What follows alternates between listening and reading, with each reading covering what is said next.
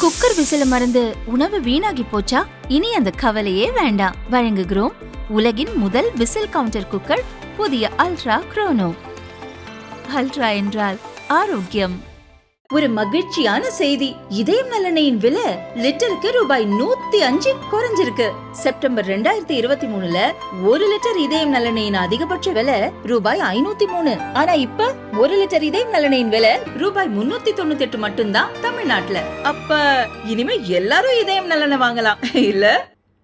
நாம் தமிழர் கட்சி தலைமை ஒருங்கிணைப்பாளர் சீமான் தன்னை திருமணம் செய்து கொள்வதாக பாலியல் உறவு வைத்து பிறகு ஏமாற்றியதாக நடிகை விஜயலட்சுமி சென்னை வளசரவாக்கம் போலீசில் புகார் அளித்திருந்தார். நீண்ட காலமாக நிலுவையில் இருந்த இந்த வழக்கை முடித்து வைக்க வேண்டும் என்று கோரி சென்னை ஹைகோர்ட்டில் சீமான் வழக்கு தொடுத்தார். வழக்கை ரத்து செய்ய மறுத்த கோர்ட், சீமான் மீதான குற்றச்சாட்டு மிகவும் தீவிரமானது, இதை விசாரித்து 12 வாரங்களுக்குள் அறிக்கை தாக்கல் செய்ய வேண்டும் என்று போலீசுக்கு உத்தரவு போட்டது. உடனே சீமானுக்கு சம்மன் அனுப்பி போலீசார் விசாரித்தனர். இதற்கிடையே தன் மீதான விசாரணைக்கு தடை விதிக்க கோரி சுப்ரீம் கோர்ட்டில் சீமான் மனு தாக்கல் செய்தார். போலீஸ் விசாரணைக்கு இடைக்கால தடை விதித்த சுப்ரீம் கோர்ட் 2 மாதத்துக்கு விசாரணையை ஒத்திவைத்தது.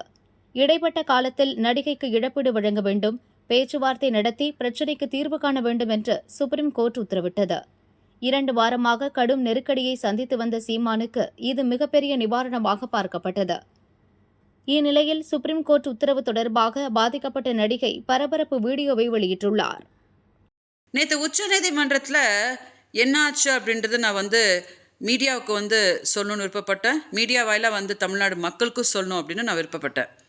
ஏன்னா நேற்று வந்திருக்கிற தீர்ப்பு பிரகாரம் செட்டில்மெண்ட் அப்படின்னு சொன்னோன்னே இதுக்குள்ளே எல்லாரும் எழுத ஆரம்பிச்சிருவாங்க.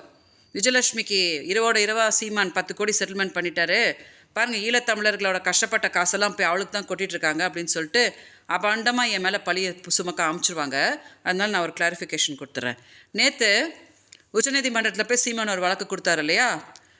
சென்னை உயர்நீதிமன்றத்தில் எஃப்ஐஆரை குவாஷ் பண்ண சொல்லி சீமான் வழக்கு கொடுத்த போது காவல்துறை தரப்பில் ஒரு லாயர் என் சார்பாக வாதாடி, அதாவது அவங்க பாதிக்கப்பட்டிருக்கிறாங்க அப்படின்றலாம் எக்ஸ்பிளைன் பண்ணி அப்புறம் தானே நீதிபதி அதுக்கு ஒரு உத்தரவு கொடுத்தாரு. அதை போய் என்னென்னு பாருங்கள் அப்படின்னு சொல்லிட்டு.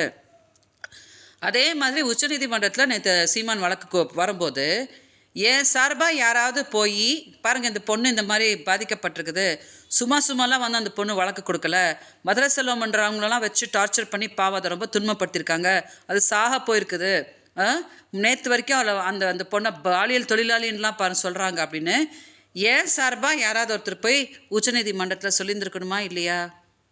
சொல்லலை. கவனிச்சிங்களா? அப்போ என்னாச்சு அப்படின்னா சீமான் அவரை வச்ச கோரிக்கையை அவங்க ஏற்று அவங்க இப்போ ஜட்ஜ்மெண்ட் கொடுத்துருக்காங்க. இப்போ நான் என்ன கேட்குறேன் அப்படின்னா, நான் ஏதோ சீமான்கிட்ட பேசிட்டா உடனே பார்த்தீங்கன்னா காஸ்கா பண்ணுறான்னு எல்லாரும் உட்காந்து கத்துறீங்களே. நேற்று ஏன் சார்பாக யாருமே போய் உச்சநீதிமன்றத்தில் எனக்காக போராடலை?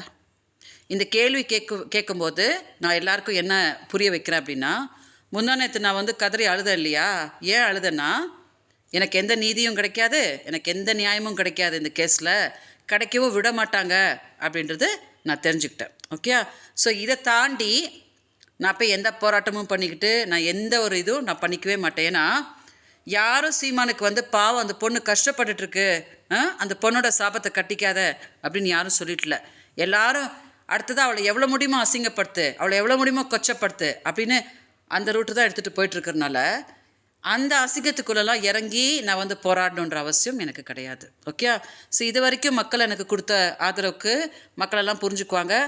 விஜயலட்சுமி இப்போ கூட ஏமாற்றப்பட்டிருக்காங்கல்ல அப்படின்னு மக்கள் புரிஞ்சுக்குவாங்க, மீடியாவும் புரிஞ்சுக்குவாங்க, எல்லாரும் புரிஞ்சுக்குவாங்க. ஸோ நீங்கள் எல்லாரும் எனக்கு கொடுத்த ஆதரவுக்கு நான் ரொம்ப நன்றி தெரிவிச்சுக்கிறேன். வணக்கம்.